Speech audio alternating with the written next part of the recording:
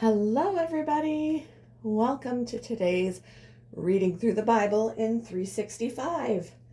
Today we are going to be reading 2 Chronicles chapter 25, 26, and 27, and then John chapter 16. So let's get started with 2 Chronicles chapter 25. Chapter 25. Amaziah was 25 years old when he became king, and he reigned in Jerusalem 29 years. His mother was Jehoaddan from Jerusalem. Amaziah did what was pleasing in the Lord's sight, but not wholeheartedly. When Amaziah was well established as king, he executed the officials who had assassinated his father. However, he did not kill the children of the assassins, for he obeyed the command of the Lord as written by Moses in the book of the law. Parents must not be put to death for the sins of their children, nor children for the sins of their parents. Those deserving to die must be put to death for their own crimes. Then Amaziah organized the army, assigning generals and captains for all Judah and Benjamin. He took a census and found that he had an army of 300,000 select troops, 20 years old and older, all trained in the use of spear and shield. He also paid about 7,500 pounds of silver to hire 100,000 experienced fighting men from Israel. But a man of God came to him and said, "Your Majesty, do not hire troops from Israel, for the Lord is not with Israel. He will not help those people of Ephraim." The dog is doing something downstairs. Oh, I think she's chasing the cat. Hold on, let me check. Okay, I checked. She's actually tearing around with a burst of energy, even though she was just outside, and I'm gonna have to fix everything on the couch.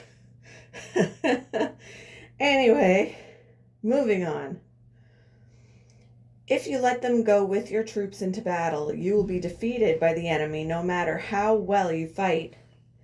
God will overthrow you, for he has the power to help you or to trip you up. Amaziah asked the man of God, "But what about all that silver I paid to hire the army of Israel?" The man of God replied, "The Lord is able to give you much more than this." So Amaziah discharged the hired troops and sent them back to Ephraim. This made them very angry with Judah, and they returned home in a great rage. I'd be like, why? You got paid to do nothing. Then Amaziah summoned his courage and led his army to the valley of Salt, where they killed 10,000 Edomite troops from Seir. They captured another 10,000 and took them to the top of a cliff and threw them off, dashing them to pieces on the rocks below. Meanwhile, the hired troops that Amaziah had sent home raided several of the towns of Judah between Samaria and Beth-horon. They killed 3,000 people and carried off great quantities of plunder. When King Amaziah returned from slaughtering the Edomites, he brought with him idols taken from the people of Seir. He set them up as his own gods, bowed down in front of them, and offered sacrifices to them. This made the Lord very angry, and he sent a prophet to ask, "Why do you turn to gods who could not even save their own people from you?" But the king interrupted him and said, "Since when have I made you the king's counselor? Be quiet now before I have you killed." So the prophet stopped with this warning, "I know that God has determined to destroy you because you have done this and have refused to accept my counsel." After consulting with his advisors, King Amaziah of Judah sent this challenge to Israel's king Jehoash, the son of Jehoahaz and grandson of Jehu. "Come and meet me in battle." But King Jehoash of Israel replied to King Amaziah of Judah with this story.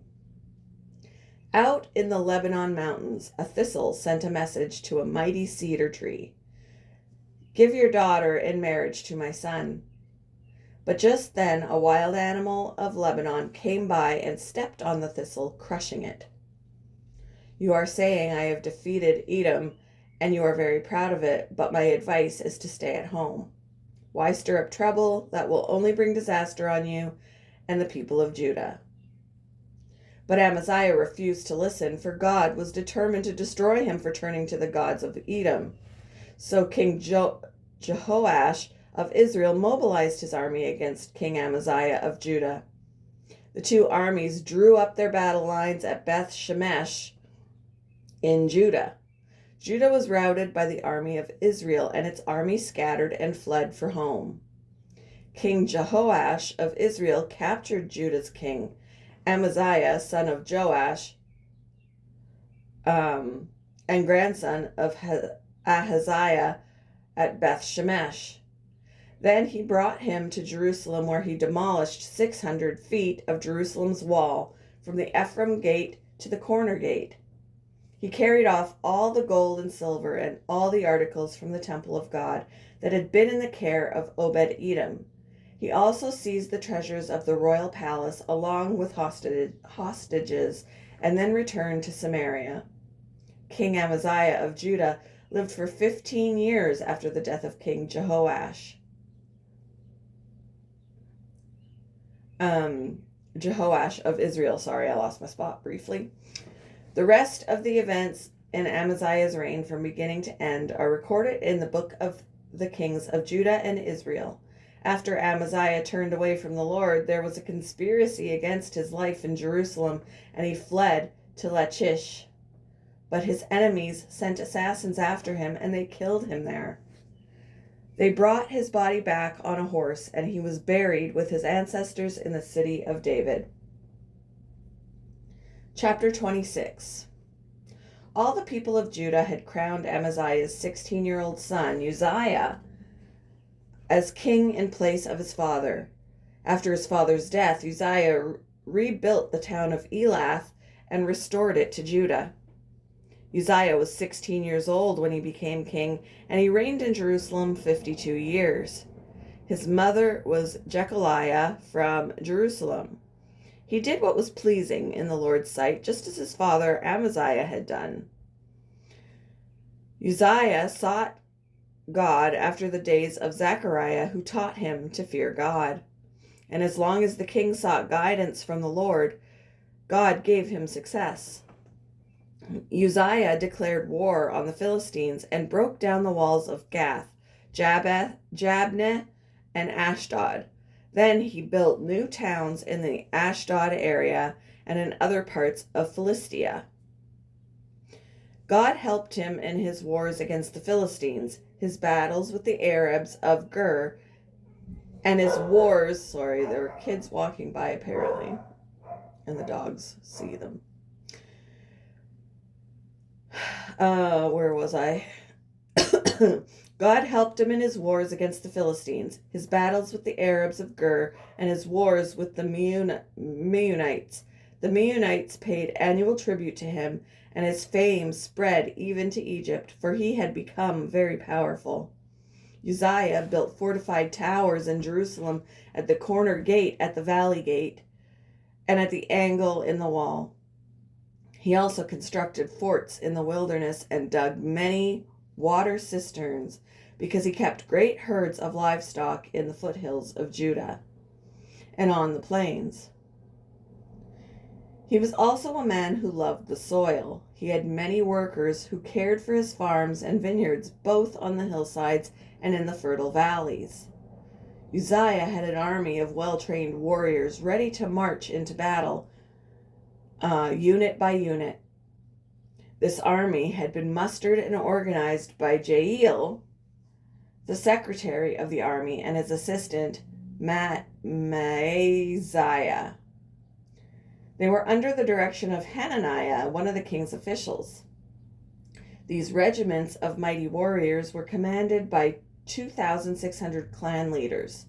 The army consisted of 307 500 men, all elite troops. They were prepared to assist the king against any enemy.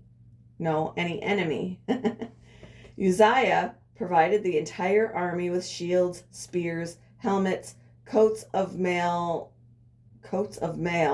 bows, and sling stones. And he built structures on the walls of Jerusalem designed by experts to protect those who shot arrows and hurled large stones.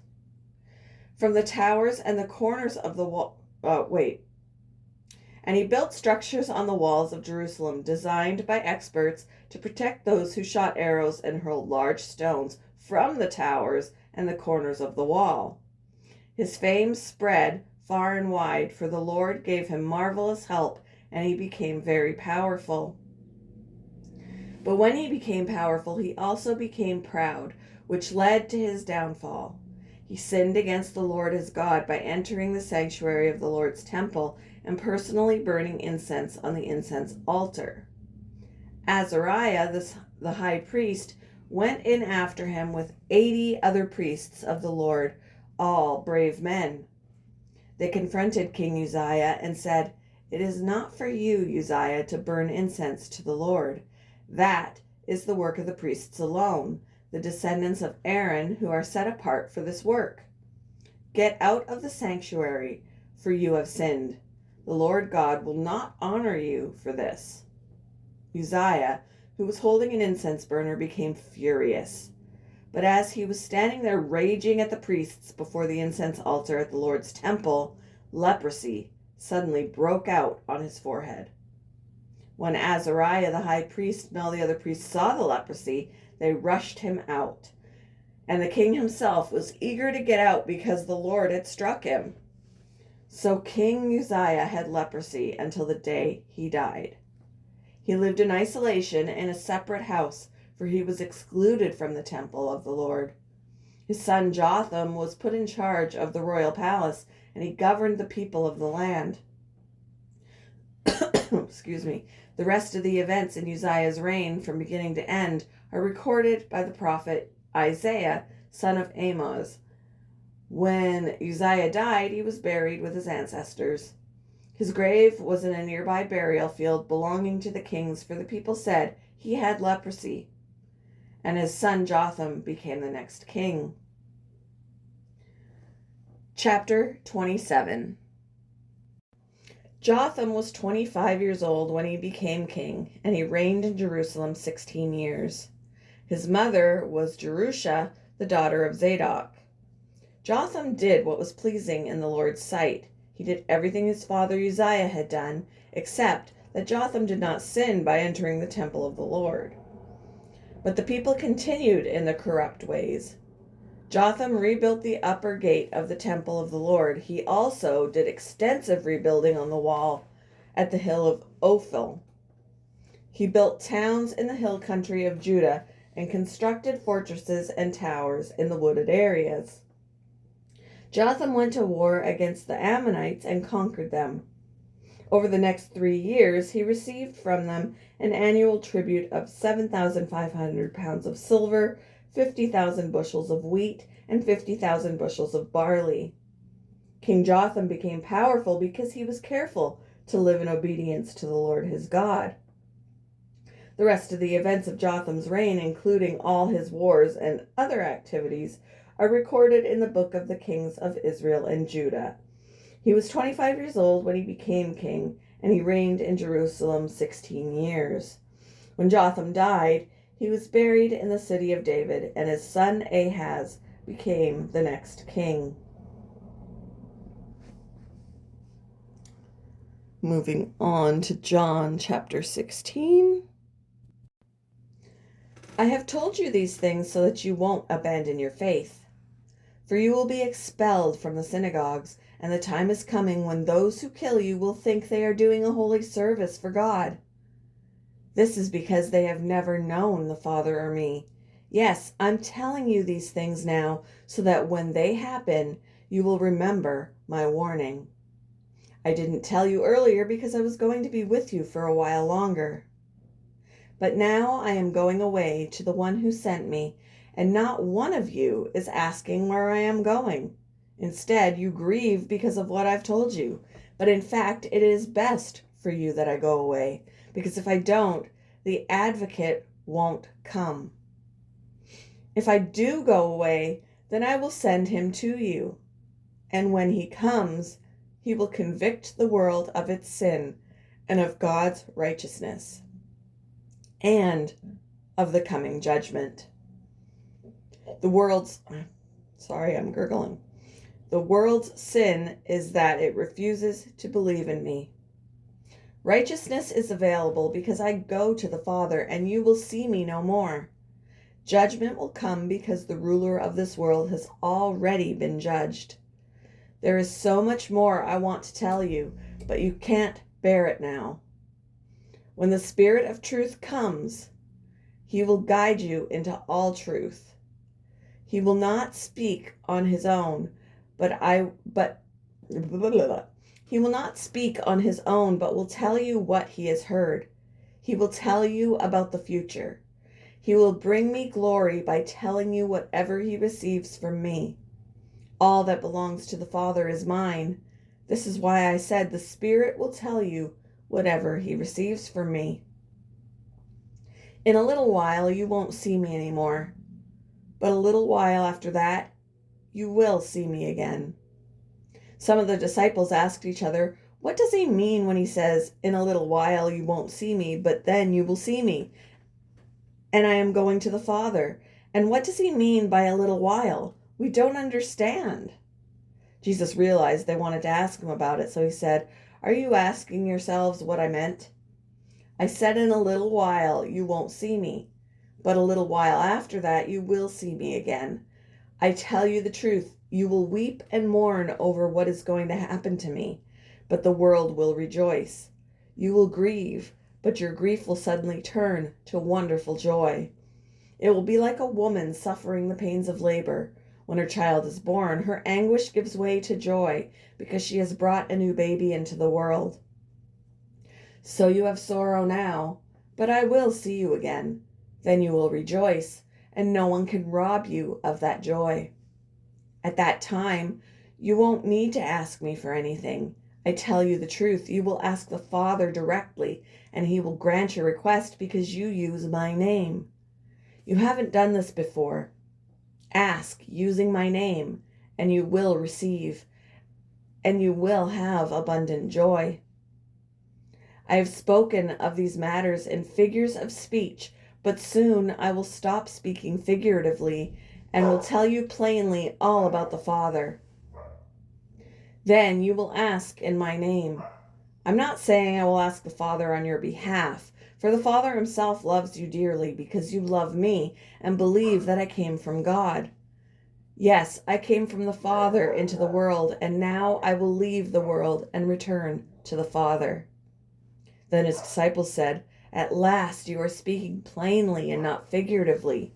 Now we understand that you know everything and there's no need to question you. From this we believe that you came from God." Jesus asked, "Do you finally believe? But the time is coming, indeed it's here now, when you will be scattered, each one going his own way, leaving me alone. Yet I am not alone because the Father is with me. I have told you all this so that you may have peace in me. Here on earth you will have many trials and sorrows, but take heart, because I have overcome the world." Thank you for joining me for today's Reading Through the Bible in 365. I hope you all have a wonderful day, and I will see you in the next one. Bye, guys.